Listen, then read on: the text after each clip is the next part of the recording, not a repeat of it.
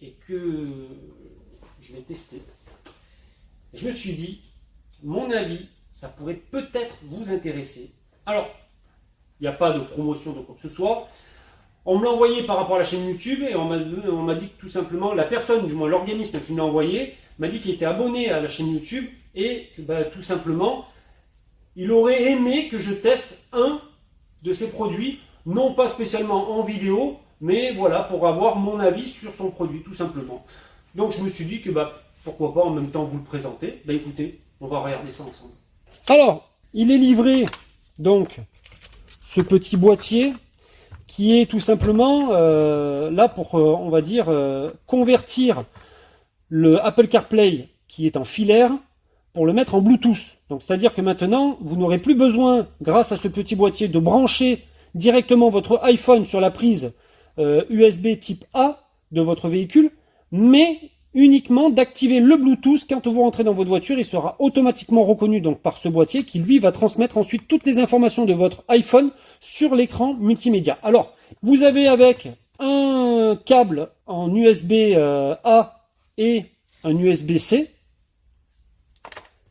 Donc l'USB-C, vous allez bien entendu le raccorder à l'autocast et ça, vous le raccorderez directement au port USB de votre voiture ou éventuellement aussi de votre autoradio. Et là, suivant certains véhicules, vous avez aussi des ports USB-C. Donc vous pouvez, si vous voulez, et si votre véhicule en est équipé, pouvoir raccorder uniquement en port USB-C et garder pour une glacière ou quelque chose d'autre le USB type A. Il y a un formulaire avec. Bon, le formulaire, c'est pas ce qu'il y a de mieux, honnêtement. Il est en anglais, donc déjà, il va falloir, si vous parlez pas anglais, il va falloir faire quelques petites traductions d'anglais ou télécharger une application qui va donc photographier le texte et vous le traduire en français. Parce qu'ensuite de ça, après, vous êtes en chinois. Hein. Donc là, le chinois, c'est encore même pas la peine.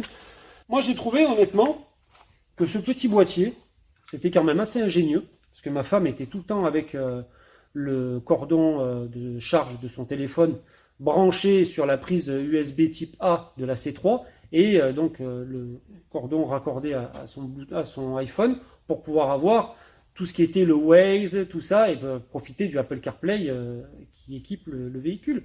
Et d'ailleurs, c'est une très très bonne application parce que franchement, quand vous avez besoin d'envoyer un message, tout ça, vous faites tout oralement, vous n'avez pas besoin de quitter les mains de votre volant.